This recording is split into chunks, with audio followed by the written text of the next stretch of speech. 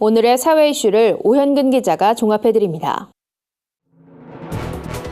오늘의 이슈 포커스입니다.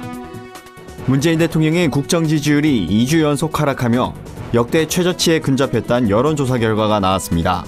여론조사 전문기관 리얼미터가 전국 성인 2,500여 명을 상대로 조사한 결과에 따르면 문 대통령의 국정 수행에 대한 지지율은 지난주보다 4.6% 내린 66%를 기록했습니다. 이는 북한의 6차 핵실험 여파로 취임 후 최저치를 기록했던 지난해 9월 셋째 주 65.6%에 이어 두 번째로 낮은 수치라고 리얼미터 측은 밝혔습니다.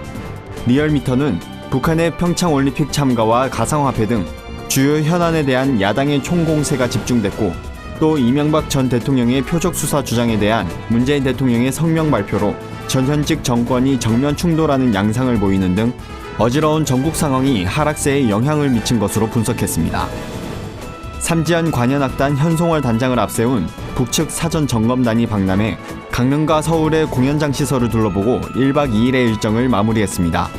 첫째 날 강릉을 방문한 현송월 단장은 강릉 아트센터와 황영조 기념체육관을 둘러보고 공연에 필요한 무대 설치 여부, 음향, 객석 규모 등을 살펴본 것으로 알려졌습니다.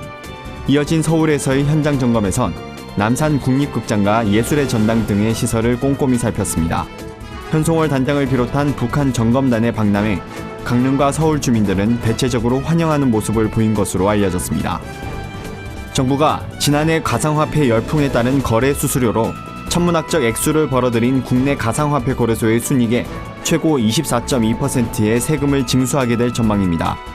이는 법인세 22%와 지방소득세 2.2%를 포함한 것으로 증권업계에 따르면 국내 3대 거래소 중 하나인 빗썸의 지난해 수수료 수익 3천억 원 이상 추산되는 금액엔 600억 원의 세금이 매겨지게 됩니다. 빗썸을 비롯해 업비트나 코인원, 코빗 등도 막대한 수수료 수익을 올리고 있어 이들이 낼 세금이 얼마인지도 주목되고 있습니다. 기재부 관계자는 과표와 순이익이 정확히 일치하진 않지만 세제 개편 전 세율 기준 최고 세율이 적용될 것으로 보인다고 말했습니다. 서울 송파구의 한 대형 호텔에서 객실 초인종을 누르고 돌아다니던 난동객이 보안팀 직원의 제압에 사망한 사실이 뒤늦게 알려졌습니다. 서울 동부지법 형사합의 11부는 폭행치사 혐의로 기소된 호텔 보안 직원에게 각각 징역형을 선고했습니다. 법원에 따르면 호텔 보안 직원들은 객실 초인종을 무작위로 누르며 돌아다닌 A씨를 CCTV에서 발견하고 제압했습니다. 하지만 출동한 경찰이 수갑을 채운 뒤 A씨의 호흡이 고르지 못한 것을 보고 심폐소생술을 했으나 병원으로 옮겨지던 중 심정지 상태에 이르렀고 결국 응급실에서 사망했습니다.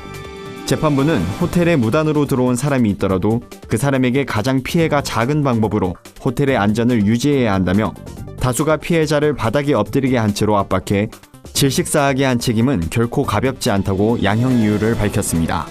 구티비 뉴스 오현근입니다.